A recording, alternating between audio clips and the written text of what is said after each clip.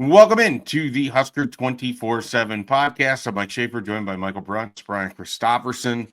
One day after getting to meet with Matt Rhule, Marquise Buford, and Emmett Johnson as spring football has finally started here in 2025.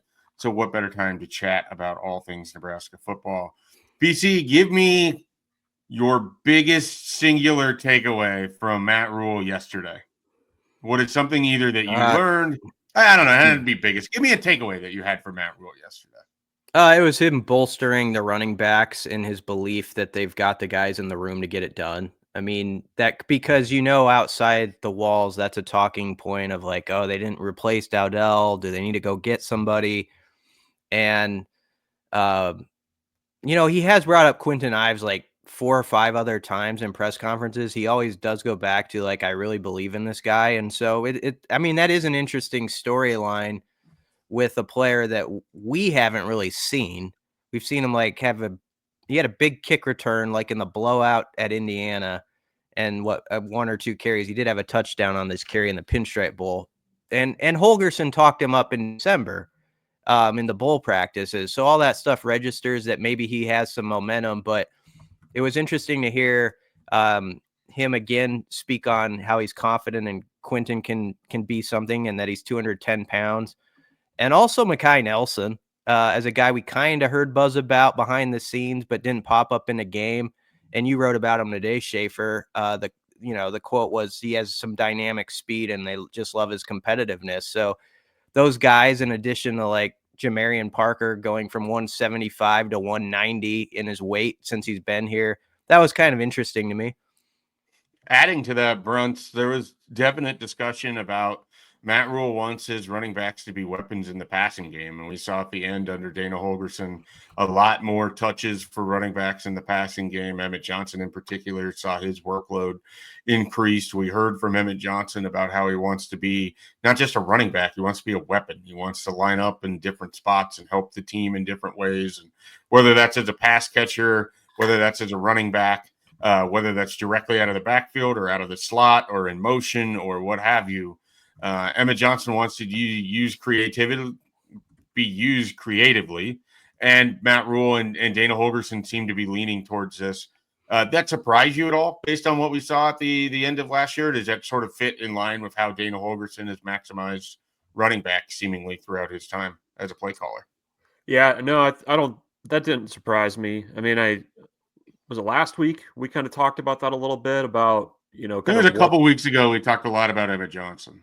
Yeah, like I think you're going to have to do everything if you're a running back in this offense, and that's going to be something that they're really going to focus on getting into the playbook. I mean, part of that too, and I don't want to kill a future topic, but I mean, there was some question about what's this offense going to look like, right? Because Dana Holgerson was going to go back to the drawing board after the bowl game, kind of see what things were going to look like.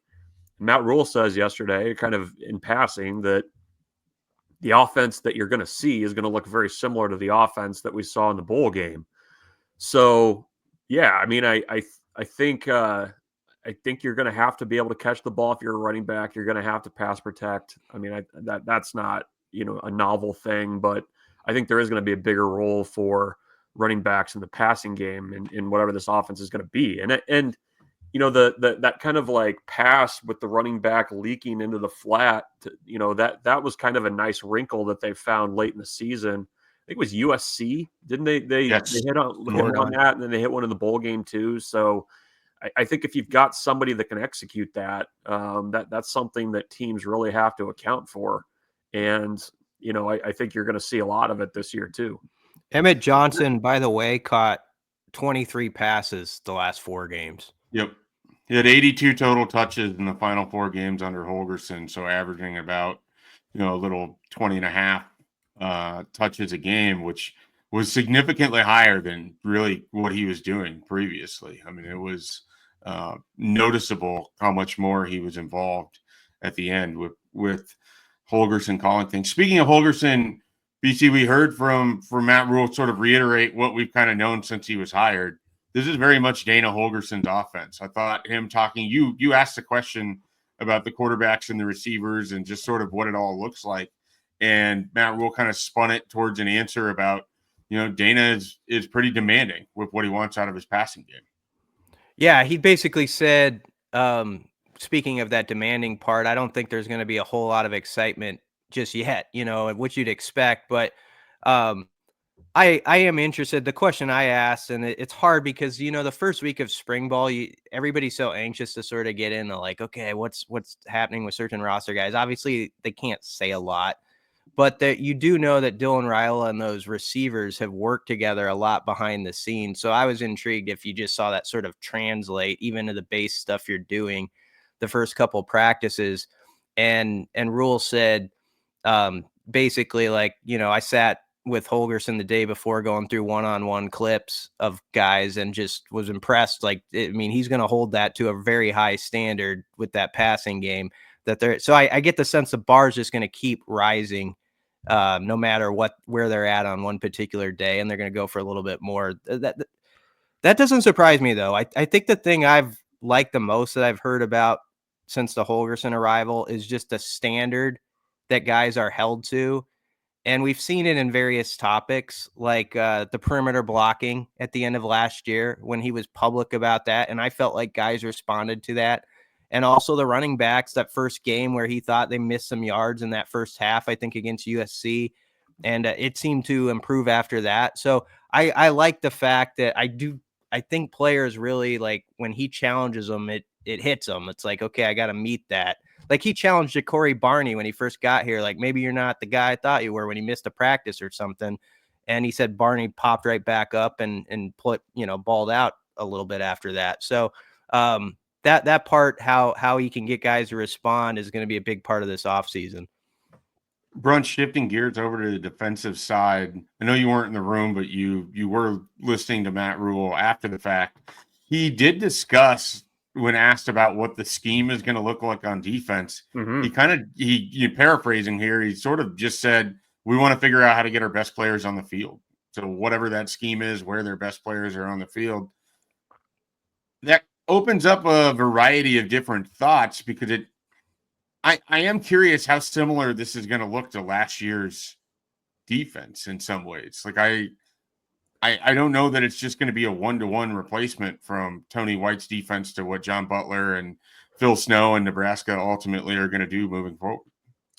Yeah, I cut the clip last night. He said they're trying to find a couple base schemes that they can play all the time, which that sounded new. Like they knew they're trying to find something that. Well, their base was the 3-4 last, or the 3-3-5 last year.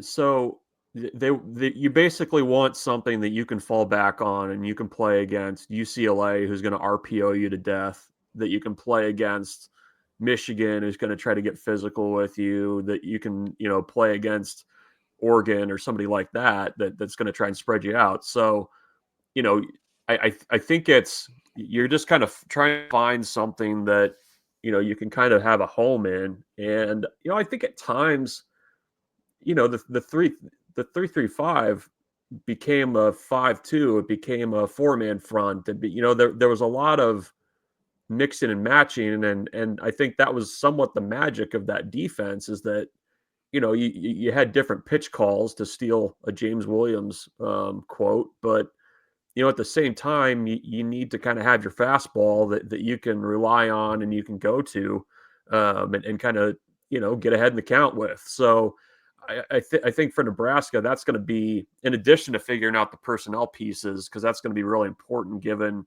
who left and who's there and just the glut of guys they have at certain positions, kind of what this scheme is going to look like and kind of making something out of the defensive minds of John Butler, who wasn't the coordinator last year, Phil Snow, who was only, just kind of checking in here and there, and, a host of new assistant coaches. I think it was one of you guys asked the question about kind of, with all of these people coming together on defense, how's this going to look? I think that's something that kind of needs to be sorted out still. I mean, as much as you have new faces and everything on the roster, on that side of the ball, it looks significantly different than where things were when Nebraska walked off the field in Iowa City. Staying on the defensive side of the ball, BC, again, you asked this, I'm pretty sure as well, the rule about the defensive backs and what they saw in that room. And there's a new assistant coach there with John Butler moving up to defensive coordinator. Nebraska now has Addison Williams. They have a lot of defensive backs. They just moved Rowdy Bauer from running back to safety, and Rhule is excited about what that might do for Rowdy Bauer. But that's just another body in a room where they likely have to be cutting as they sift through all of these different people and trying to figure out in what ways they can be utilized. What did you take out of the comments from Matt Rhule? And similar to kind of Mekhi Nelson and Quentin Ives, it does seem like there's some young defensive backs that we haven't really gotten eyes on yet that internally over there they seem to be excited about. Yeah, I think so. He didn't get too specific. The thing about when you ask a question to Matt Rhule is sometimes he'll say a name or two, like he'll throw someone in there. And so you're always kind of hopeful you'll get a little nugget. I felt like he kind of kept from that on that particular. It farmed you a little bit there? Yeah, but I understand why, because the reason what I was asking is it's pretty interesting that you've got like 4 or 5 guys who have played a lot of football in that secondary, but they do have in a program that is talking a lot about development and like third year guys and sort of them popping.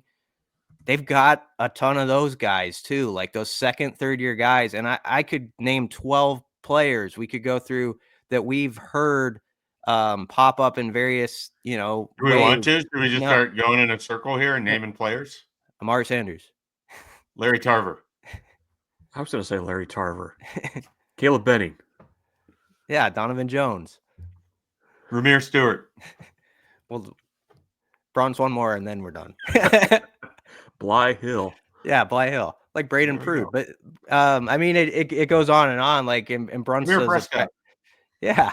Like he does a travel roster so well. There's been different guys who have popped up there. Rex Guthrie was a name that in like November Tony White mentioned. So I'm really curious. This is getting away from your question. Mario Buford. Evan Taylor. Can someone knock down the door and kind of surprise us? And that's not necessarily a spring story, as I think Rhule made abundantly clear. And it's probably maybe aimed a little bit at some of the capsules and stuff that like have starters second. Like he's like, that's not what this is about right now. It's about who can play. You just got to figure out who can play, and then you kind of sort it out from there. But no doubt there's competition going on. And I hope that the top string guys in that room feel it. Like that's what you want everywhere. But it seems like, especially in the secondary, we should be to that moment where there's like 4 or 5 guys who are ready to like knock on the door of, Marquise Buford, and I don't say that as a knock to Buford, but anybody. Like you better ball out. Otherwise there's someone else coming for that. You hope that's where this program is at by the time you get to the fall.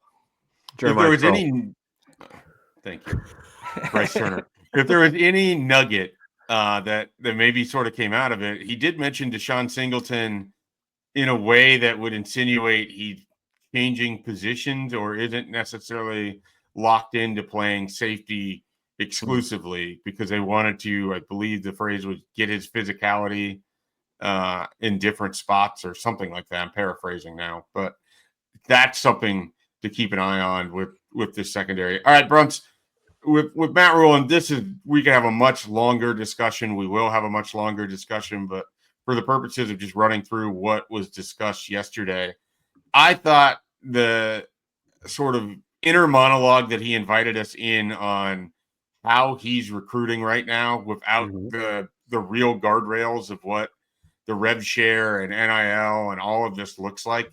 Yep. I thought that was actually really fascinating. I obviously am a recruiting nerd boy at this point in time, but I was fascinated by the idea that he really doesn't want to get too far down one road and then have to reverse his way out of it should there be another change. And you think about what these coaches have to go through. They're essentially playing a game where there are no rules right now. The rules are being written in pencil, erased, papered over, and you're still supposed to go out and get as much talent as you possibly can. Yeah, nerd boy. No, I think that was interesting to me because, you know, you're so what, April 7th is the day? That's when the settlement is supposed to be talked Supposed about, to. potentially finalized, maybe finalized. They're in a tough spot. I mean, like you're building a roster for next year already, and you have no idea what the parameters or rules are going to be. Like, Nebraska hired Pat Stewart in part because like his expertise is basically how do you divvy up the money position wise, what's important, how do you make the puzzle pieces fit together, and you don't have all the puzzle pieces, like, you're and you don't know what the picture looks like, so it's a tough spot to be in. I mean, I think you're seeing some schools are just kind of forging ahead, and if they have to change course, they change course. I think Nebraska's kind of taking a little bit more of a measured approach to it. I mean, his last comment was basically like the teams that are going to have the most success are the ones that are going to figure out how this puzzle works and how these rules work. And I think there's a lot of truth to that. I thought, you can already kind of see the change in the way that they've done things from their first 2 years. I mean, you look at the camp schedule; it's a little bit thinner than what it has been in the past. You don't have the specific post grad camp. It's you just don't have the room to take a bunch of guys out of camp anymore. I mean, I think you can still find some diamonds in the rough, but I think you need to be a little bit more Judicious. measured in how you approach that. So, I think they're trying to figure things out. You've got, it's interesting too, because it's coming at a time when you've had a big changeover in assistant coaches. So you're not, resetting the deck on your class, but you're kind of having to start over in some places with building relationships and things like that. You're also, recruiting ahead for 27. I mean, Nebraska is going to have some of their top targets in 2027 on campus during spring ball. And I mean, who knows what it's going to look like then? I mean, that's just, where college athletics is right now. So we'll see how they kind of change things. But even him saying for the first time, at least that I can recall, at least kind of casting doubt on what the role of the collectives is going to be. I thought that was interesting too, or like how involved they're going to be based on what's coming out of this House settlement. So we'll see. I mean, that first week or so of April is going to be fascinating and really force a lot of programs to pivot in a hurry. Like I said, we could spend a ton of time, could probably do a whole podcast on that, and perhaps we will in the future. BC, is there anything you want to add off of those comments before we move on? No, Bruns hit it well. I mean, always get the sense Rule's just dying for it to be a level playing field. Like where he had the quote, "There's a lot of schools that have benefited from unlimited bank accounts. If this is limited, then it changes everything." And as much as for fair reason, I mean, these games matter, but we get into the first 2 years and Nebraska's close losses and, well, they could have won 8 or 9 instead of 7 and all that stuff. I do think it does come back to the point of the big puzzle of college athletics, like Rhule said, and like there's going to be 5 or 6 that just excel at it.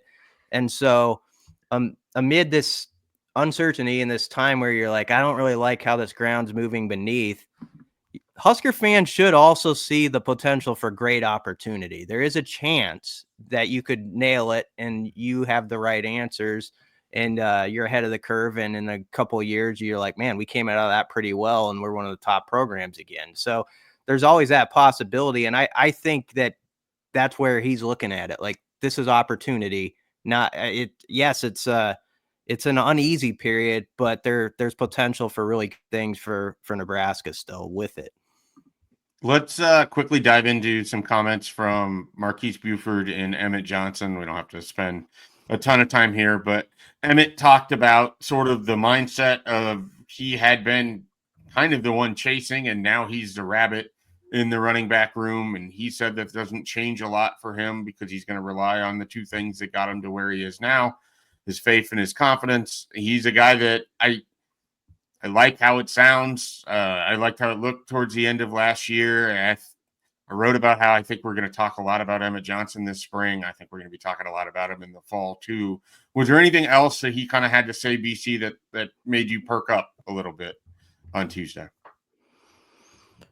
No, I mean, I just think the fact that he's always had the confidence in himself, which I would think could be useful as he is a mentor to the other guys that are trying to do sort of what he did. I mean, let's not forget, like 2 years ago, I know the staff saw potential in him, but he was also like 4th or 5th on the depth chart when that camp was going on, and there were injuries, and it kind of started to work out where he needed to contribute, but he was ready for it. He stayed ready for it, and he always made the most and was always in the fan base's brain. Like this fan base, I think, has always thought, man, when Emmett's out there, it seems like better stuff happens than some other guys.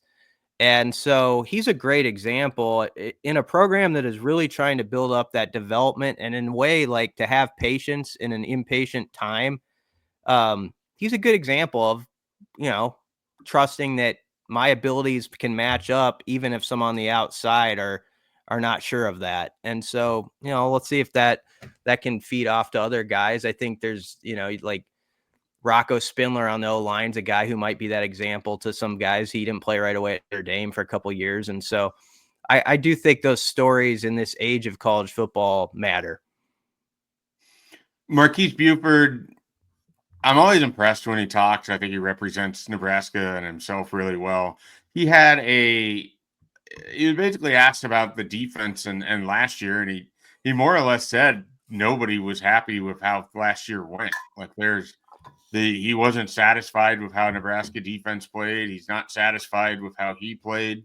He spent a lot of time watching film because he didn't want to make the same mistakes. I think he is going to be a valuable leader for Nebraska in that secondary. We just ran through a bunch of the different young names. I mean, they can look at a guy like that and learn a lot from his attitude and his preparation.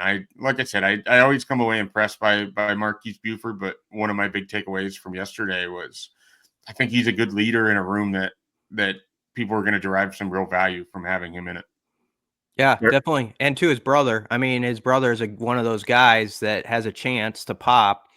And I think he holds him to a really high standard, but I get the sense he does that with everyone.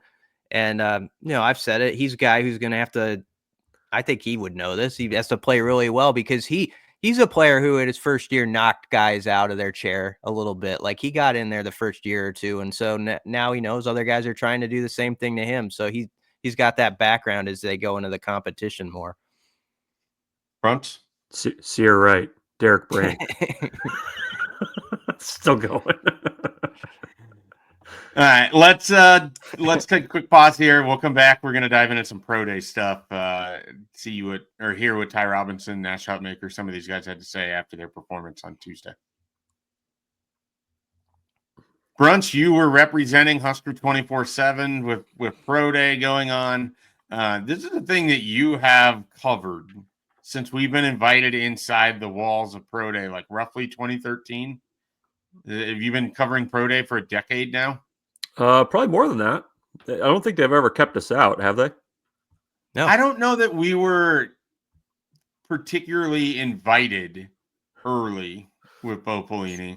And then I think some in the media questioned if we could be there, and then the doors were just thrown open at that point. So did anyone who was the Marcus Mendoza performance of yesterday's pro day?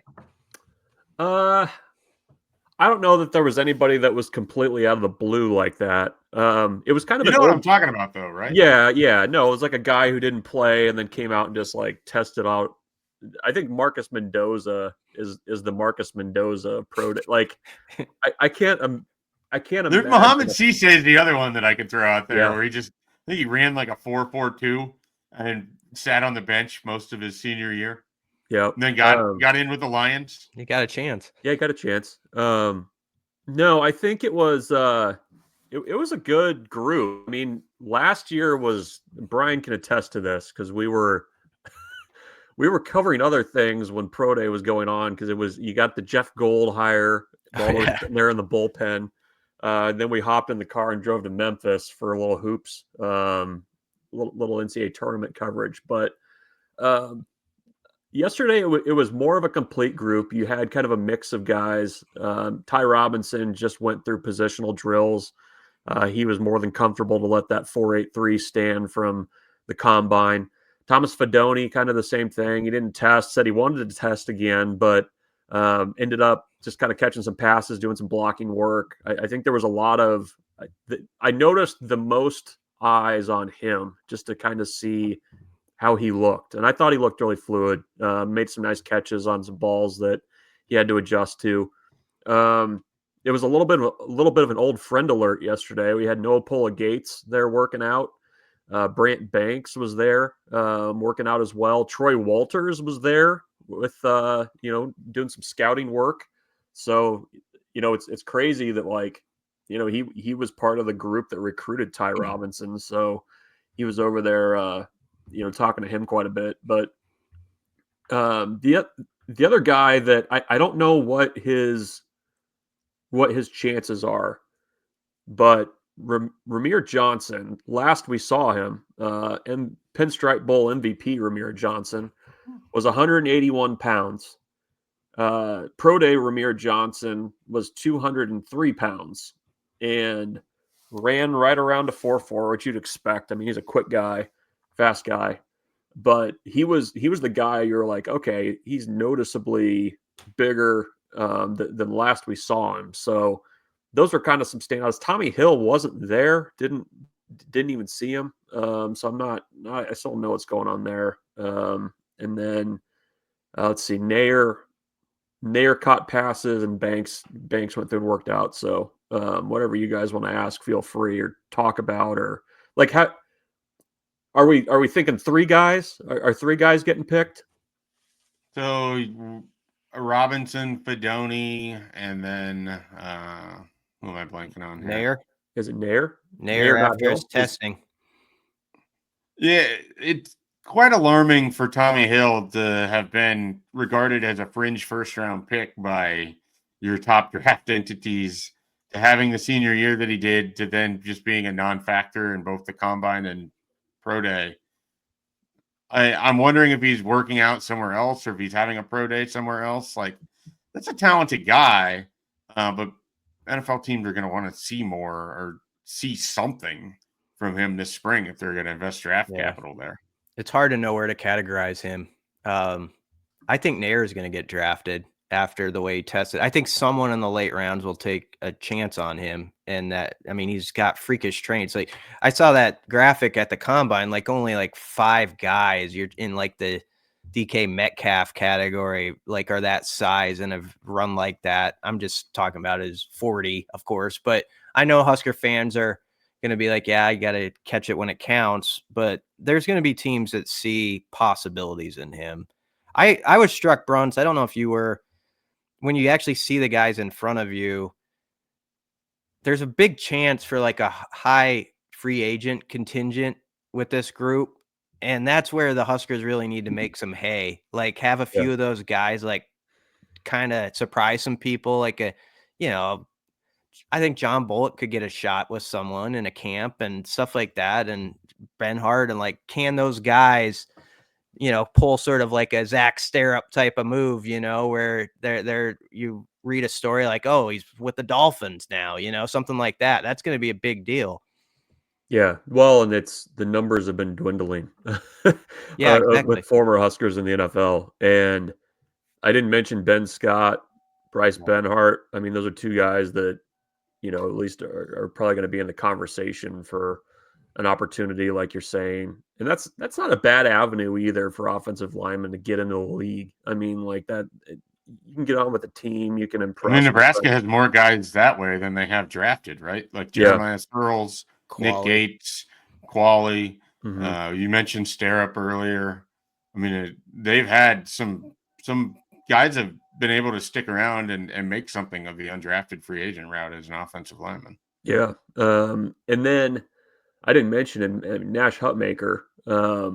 It was a big day for him yesterday. I mean, I'm a little surprised he didn't get a combine invite, because it seemed from the conversation at the East-West Shrine game that he was causing some issues in practices for offensive linemen. And so, he had to test well yesterday. I think he had 26 in the bench. Vertical is 29. I think that was one of the specific numbers, a couple of the specific numbers he gave. He said he's trying to make himself be more than just a nose. Like, he wants to be a guy that can be a 3 technique if teams need it. I think he's probably a fit guy. It feels like a lot of defensive linemen that are kind of borderline like him are that way, where it's like if you get in the right system, maybe you have a chance to do something. But he was the guy that I think out of everybody that yesterday was a pretty big day for him because he didn't get that combine invite. And I think he would probably say that he didn't have the senior year that he wanted. He was playing hurt for most of the year and frankly kind of gritted through it with that knee issue. So we'll see if he gets a shot. But I mean, now's the time where these guys kind of start to understand what the market is for him and things like that. So he's one that I'll be curious to follow as the draft kind of comes along. I got 2 more names for you. What do you make of Mazuka? I wasn't thinking about Mazuka until yesterday, and I was like, well, when you see him out there, you're like, seems like he can get a shot. MJ Sherman is interesting because he's played a little bit of everywhere, and that's what he was talking about in his pro day interview was, I can, if they want me to put my hand in the dirt, I can do that. I can gain the weight, lose the weight, whatever they want. And so he does have versatility. So those 2 guys kind of intrigue me as just like wild cards, I guess. Yeah, they had video feed going on while we were sitting in the press conference room or the media workroom, and I was struck, like, MJ Sherman just looks really good physically, by the way. Like, that is, he's one of those guys that, we're talking about, how are you going to replace Ty Robinson? How are you going to replace Jamari Butler and Nash Hutmaker and James Williams? They lost MJ Sherman too. Like, that was a valuable player for them along the defensive front last year. A lot of reps, a lot of opportunity for some production as well. And so he's, I know it's not the point of the conversation we're having, but you kind of forget, like, you got to replace guys that maybe you didn't think of as immediate starters or key contributors, but really had a role for Nebraska. And MJ Sherman was one of those. Well, and I think his play in some ways kind of kept Princewell off the field. Like, agreed. Yeah. I think the first year that they were both on the roster, I think the gap between the 2 of them was pretty close. Like, if not maybe an edge to Princewell just because of what he could do as a pass rusher.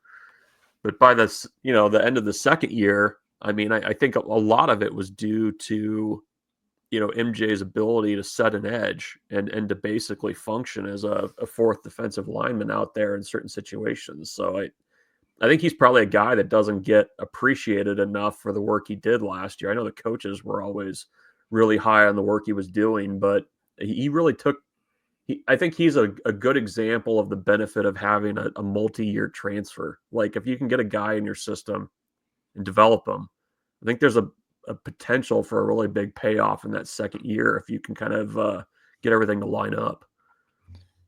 Let's finish with this. Next year at this time, it's Nebraska's Pro Day. It's 2026. Who from the Nebraska roster is showing out at Pro Day? Or let's do it this way. Who from the current Nebraska roster is going to be the highest draft pick in 2026? Oh, man. I'm looking. I got to remind myself of who it could be. Who's even on the roster? Like, who the juniors are. Yeah, or your 1-year transfer players. I mean, the obvious one, I think, is Dane Key amongst the people that were added. He was someone who I think could have entered the draft and maybe had an outside shot at being drafted this past year. He's a big physical wide receiver who's looking to build off of his career in the SEC. So I think Dane Key is one of those answers. You get beyond that, though, it gets kind of interesting for next year. Is it Spindler? Is it Rocco? Is he an NFL guy? I don't know. He's played a lot. There's some O-line options that could develop. And maybe some of them are in that free agency category. Who knows? It depends how they develop this year. Dane Key is the obvious one. Here's one. What about I'm blank. Sorry. What about Deshaun McCullough? Like, if they find him a home, he plays well. Is he the draft sleeper for next year? Could be. I mean, his versatility is sort of fascinating. Physically, I can't think of a lot of edge players or defensive linemen that have looked the way that he does because he's so long and lanky. I could see him being of value in a 3-4 defense coming off of the edge. I think the fact that he can play in coverage or has played in coverage, whether at Oklahoma or elsewhere in his career, could be helpful. I definitely think Deshaun McCullough has physical traits that teams would be very interested in late in the draft. And the other thing is, I mean, a guy like that could have a nice career on special teams. And not that it matters a ton, but I mean, his dad was an NFL coach, so he's a little bit more familiar with how all of it works. The staff thinks Singleton has draft potential. Sierra Wright, if he has a really good senior campaign. So there's guys. I mean, Javen Wright, like if he could get past the injuries, yeah, that's the thing. He's basically the fascination with him in 25. First of all, is like, what could that guy actually do if he could practice? Like, he didn't even get a practice last year, and he was still a good player. But there's the one the staff changed positions for him to help get him to the NFL. Are we talking? We might have just missed the most obvious one in Heinrich Harburg. Yeah. Is he? Do you want to call it now? Is he your guy? I don't know that he's going to get drafted higher than Dan Key. I think he's going to get drafted. I think Heinrich Harburg is absolutely going to get drafted. I think his athleticism is unique. I know Nebraska's staff is really excited about an entire year of this. They don't view it as an experiment of having him at the tight end position and the different things that they can try to do and his athleticism and what it might unlock for him going forward. I know there's a ton of enthusiasm for it over there. They love him as a player. Day two? Day two? Are you saying day two? Day two, Heinrich Harburg? I'm not saying day two. I'll say day three. I'll be safe with day three. Day two's I don't think day two gets enough credit. Day two gets thrown around a little bit. You're a damn good player if you're getting taken in day two. Yeah, you're making money in day two. I was just trying to see how far out on the edge you were willing to go with day three. Okay. Day 3, round 5. Okay, early day 3. So who's the 1 day 2 guy for next year? Who's your pick? Someone could play themselves into being a day 2 guy. It's Dane Key if he just has a monster year in Nebraska's offense. I mean, physically, he's got the size. Mm-hmm. If the production can match up. I don't know what the speed is for Dane Key. That is one thing. When you're projecting wide receivers in the NFL, you still got to be able to run. And I don't know. I mean, is he a 4.6 guy? Is he a 4.5 guy? I don't think he's 4.4. So what is that for Dane Key? I mean, he's probably the one person I think has the best chance of playing their way into being a day 2, day 3. Overhyped Siren, I would say wild card Deshaun McCullough, but that's yeah. We'll see what happens. Fair. Anything else we want to get to in today's podcast before we close up shop? We'll be back next week. We're going to have basketball podcasts that'll come back. The Hoops cast will come back ahead of the Crown. We can discuss Crown-related things, portal-related things. Baseball, I'm sure you have a podcast later this week coming to discuss the big Oregon State series coming up here. There's one on the schedule. We'll talk baseball. I was just running some numbers during the conversation here when I wasn't naming off defensive backs. A lot of bad numbers here, guys. You need to go over there and be like, figure it out. Give them like a. I started a baseball podcast this season. Help me out. Yeah. So should see if any of the defensive backs can throw, and then maybe they could be a bullpen pitcher for Nebraska. Give them some other options. I will say Kyle Perry last week was kind of fun. He's got the thing going with the Savannah Bananas right now, and that's pretty cool. So if you haven't listened to that, it's on the podcast. Would you take your kid? Would your kids enjoy a Savannah Bananas game? Yeah, my kids like baseball, so they'd be very confused because we talk a lot about rules and like why things happen, and then all of a sudden you've got a guy out there on stilts pitching that But hey, it's fun. Wait, Dad, he's not making contact with the rubber. How does this? This is an illegal pitch. Why is everybody doing choreographed dancing before the pitch? So yeah, but check it out. It's worth a listen. I'm biased, but it was good. All right. Well, check out Husker247.com while you are checking out everything else we have with our podcast stuff.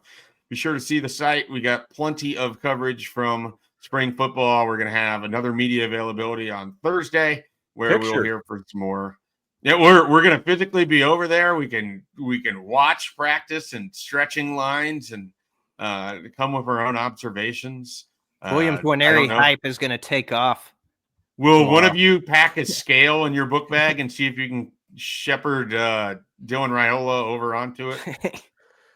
So we can get to the bottom of this controversy that we've had so far here in the month of March. I don't think we participated in that. No. So that's good. I've avoided that conversation as much as possible because I find it ridiculous. But I don't think Matt Rhule helped himself out that much yesterday either with it. But so we'll see what they look like, and we'll have that on Thursday as well. So be sure to check out Husker247.com, and we'll catch you next week with more Husker 24/7 podcast content.